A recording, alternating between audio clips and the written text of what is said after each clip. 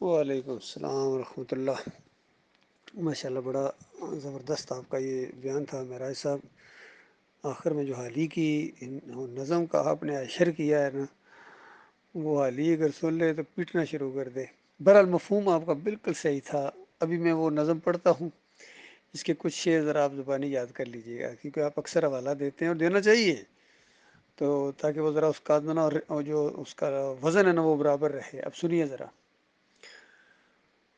کرے غیر بت کی پوجا تو کافر، جو ٹھہرائے بیٹا خدا کا تو کافر، جھکے آگ پر بیر سجدہ تو کافر، کواکب میں مانے کرشمہ تو کافر، مگر مومنوں پر کشادہ ہے راہیں، پرستش کریں شوق سے جس کی چاہیں، نبی کو چاہیں خدا کر دکھائیں، اماموں کا رتبہ نبی سے بڑھائیں، مزاروں پہ دن رات نظریں چڑھائیں، شہیدوں سے جا جا کے مانگیں دعائیں، نہ توحید میں کچھ خلل اس سے آئے، نہ اسلام بگڑے نہ ایمان جائے۔ وہ دین جس سے توحید پھیلی جہاں میں، ہوا جلوہ گر حق زمین و زماں میں، رہا شرک باقی نہ وہم و گماں میں، وہ بدلا گیا آ کے ہندوستان میں، ہمیشہ سے اسلام تھا جس پہ نازاں، وہ دولت بھی کھو بیٹھے آخر مسلمان۔ اب میں تھوڑی سی اس کے اوپر مزید روشنی ڈالوں گا، کیونکہ ایک ایک اس کا جو شعر ہے نا، یہ مسلمانوں کے اوپر پوری طرح فٹ آ رہا ہے، اور عام جو ہمارے ساتھی ہیں جو اس کا صحیح معنی مفہوم نہیں سمجھیں، ان کو بھی پتہ چل جائے کہ حالی نے ان مسلمانوں کے اوپر یہ نظم لکھی ہے کہ آج کے مسلمانوں کا یہ حال ہے کہ یہ دوسروں کے بت توڑتے ہیں۔ اس کی بہترین مثال ہے آج کل کے ڈاکٹر ذاکر نائک ہیں، توصیف الرحمان راشدی ہے، علی انجینئر ہے، ڈاکٹر اسرار بھی دوسروں کے بتوں کو توڑتے ہیں اور اپنے بتوں کی حفاظت کرتے ہیں۔ گویا ایسے لوگوں کو کہا جا رہا ہے کہ کرے غیر بت کی پوجا تو کافر، یعنی جو دوسرے جو لوگ ہوتے ہیں نا وہ بتوں کی پوجا کریں تو کافر ہوتے ہیں، اور اللہ کا بیٹا قرار دیں یہود و نصارہ تو کافر ہوتے ہیں۔ آگ کے سامنے اگر سجدے کریں، آگ کے سامنے سجدے کریں تو کافر ہوتے ہیں، اور قربان جاؤں اس محمد حنیف کے اوپر، اس نے نبی کو نبی کے سامنے سجدہ کرا دیا پھر بھی کافر نہیں ہوتا ہے۔ کواکب میں مانے کرشمہ تو کافر، یعنی ستاروں کا جو نجوم کا علم ہوتا ہے اس میں کوئی کرشمہ کاریاں، جس طرح ایک حدیث کے اندر نبی علیہ السلام نے فرمایا کہ آج اللہ تعالیٰ یہ فرماتا ہے کہ میرے بندوں نے صبح کی کچھ کافر ہو گئے کچھ مومن ہو گئے، اور پھر خود بتایا کہ کافر وہ ہوئے جنہوں نے کہا کہ یہ فلاں ستارے کی وجہ سے یہ بارش ہوئی ہے، ادھر اس کی گردش کی وجہ سے ستارے، جس طرح کہتے ہیں ستاروں کو علم یا اس طرح کی چیزیں، تو ستاروں میں اگر کوئی کرشمہ مانے تو وہ کافر ہو جاتا ہے، مگر مومنوں پر کشادہ ہے۔ یہ جو مومن ہے نا، خاص کر توحید والے یا دوسرے مومن، ان پر اتنی کھلی رائے ہیں کہ پرستش کریں شوق سے جس کی چاہیں، جس کی مرضی پوجا کریں، گھوڑے کو پوجیں، گائے کو پوجیں، مندر کو پوجیں، مزار کو پوجیں، اپنے امیر کو پوجیں، جو مرضی کریں، یہ کافر ہوتے ہی نہیں ہیں۔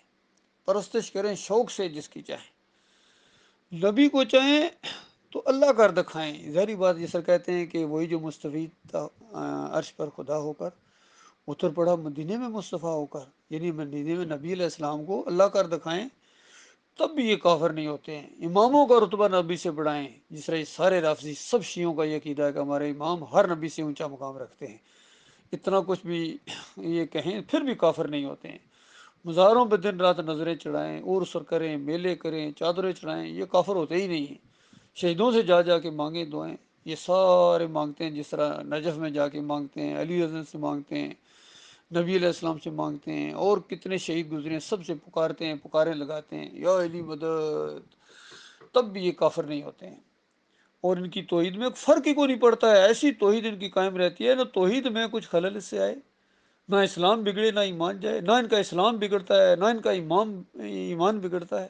جو مرضی کریں، بغاوت کریں، باغی ہو جائیں جماعت کے، پھر بھی ان کے اوپر کوئی اثر نہیں ہوتا ہے۔ مرتد ہو جائیں، اس ایمان عقیدے کو چھوڑ دیں، پھر سجدہ تعظیمی شروع کر دیں، جو مرضی کریں، ان کی توحید میں فرق آتا ہی کوئی نہیں ہے، ان کا اسلام بگڑتا ہی کوئی نہیں ہے، ان کا ایمان جاتا ہی کوئی نہیں ہے۔ وہ دین جس سے توحید پھیلی جہاں میں، کہ بتایا گیا ہے کہ دین اسلام تو ہوتا ہی توحید، اس کی بنیاد ہے کہ مسلمان ہوتا ہی وہ ہے جو اللہ کے علاوہ کسی کو نہ پکارے، اللہ کے علاوہ کسی کے سامنے سر تو کیا، سر تو بہت عزت دار ایک حصہ ہے جسم کا، پورے جسم کا سب سے زیادہ عزت دار حصہ سر ہے، وہ کسی اور کے سامنے نہیں جھکے گا۔ وہ کمر نہیں جھکے گی، ماتھا نہیں ٹیکا جائے گا، کسی کے سامنے نظر و نیاز نہیں ہوگی، پکارے نہیں ہوں گی، واسطے وسیلے نہیں ہوں گے، اللہ کے علاوہ پکارنا. پھر لا الہ الا اللہ کیوں کہتے ہو اگر کسی اور کو پکارنا ہے تو؟ فرمایا وہ جو دین تھا جس سے توحید پھیلی تھی، ہوا جلوگر حق زمین و زماں میں، یعنی ہر دور کے اندر، ہر علاقے کے اندر جہاں یہ پھیلا ہے، رہا شرک باقی نہ وہم و گمان میں. یعنی جسمانی عبادت اور مالی عبادت اور قولی عبادت تو بڑے دور کی بات ہے، وہم و گمان میں بھی یہ وہی چیز ہے جس طرح کہا گیا تھا نا کہ خارج از امکان ہے کہ یہ سجدہ ہوا، خارج از امکان ہے، اس کو کہتے ہیں وہم و گمان میں بھی شرک نہیں ہونا چاہیے کہ شاید کبھی ہوا ہو جی، شاید کوئی ایسا ہو معاملہ ہو، شاید یہ سر جھکانے سے شرک نہ ہو، شاید کیا نام ہے، یہ کیا پتہ جمہوریت شرک ہے یا کوئی نہیں ہے جی، یا گمت شاید شرک نہ ہو. نہ نہ نہ نہ، وہم و گمان کے اندر بھی شرک نہیں ہوتا ہے مسلمان کے. اور اس کے بعد کہا کہ رہا شرک باقی نہ وہم و گمان میں، وہ بدلا گیا آگے ہندوستان میں. یہ ہندوستان میں آ کے سارے یہ انسینٹیوز ملے، ہندوستان میں آ کے یہ ساری چیزیں ان کو ملی ہیں کہ جو مرضی کرو، ایمان ان کا جاتا ہی کوئی نہیں. ہمیشہ سے اسلام تھا جس پہ نازاں، یعنی اسلام تو اسی چیز پر یہ ایک ناز ہے ہمیں. اسلام مسلمانوں کو ناز ہے کہ ہم اللہ کے علاوہ کسی کے بندے نہیں ہیں. یہ توحید ہے، یہ سب سے بڑا فخر کی اگر کوئی چیز ہے کہ مومن کے لیے تو یہ ہے کہ میں اللہ کا بندہ ہوں، اور اس کا ایک حصہ ہے کہ میں کسی اور کا بندہ نہیں ہوں. یہ صرف اتنی بات کافی نہیں ہے، یہ آدھی بات ہے کہ میں صرف اللہ کا بندہ ہوں. آدھی بات اور بھی ہے، وہ ملا کے یہ پوری بات بنتی ہے. اور دوسری بات یہ ہے کہ میں کسی اور کا بندہ نہیں ہوں. تو یہ ہے اسلام، اس پر ناز کرتا ہے کہ یہی تو ایک چیز ہے ہمارے پاس. وہ دولت بھی کھو بیٹھے آخر مسلم، یہ آخری چیز بھی جو اسلام کی ہوتی ہے مسلمانوں کے پاس ہوتی ہے، کلمے کا ساتھ، آج مسلمان وہ بھی کھو بیٹھے ہیں.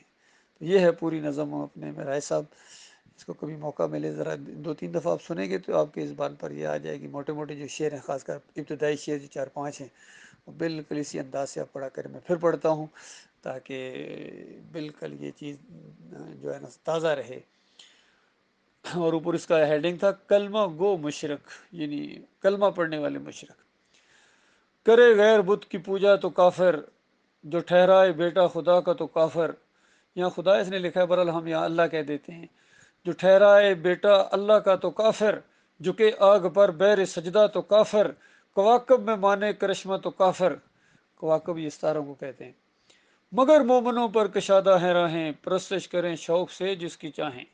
نبی کو چاہیں اللہ کر دکھائیں، اماموں کا رتبہ نبی سے بڑھائیں. مزاروں پہ دن رات نظریں چڑھائیں، شہیدوں سے جا جا کے مانگیں دعائیں. نہ توحید میں کچھ خلل اس سے آئے، نہ اسلام بگڑے نہ ایمان جائے. وہ دین جس سے توحید پھیلی جہاں میں، ہوا جلوگر حق زمین و زماں میں. رہا شرک باقی نہ وہم و گماں میں، وہ بدلا گیا آ کے ہندوستان میں. ہمیشہ سے اسلام تھا جس پہ نازاں، وہ دولت بھی کھو بیٹھے آخر مسلمان.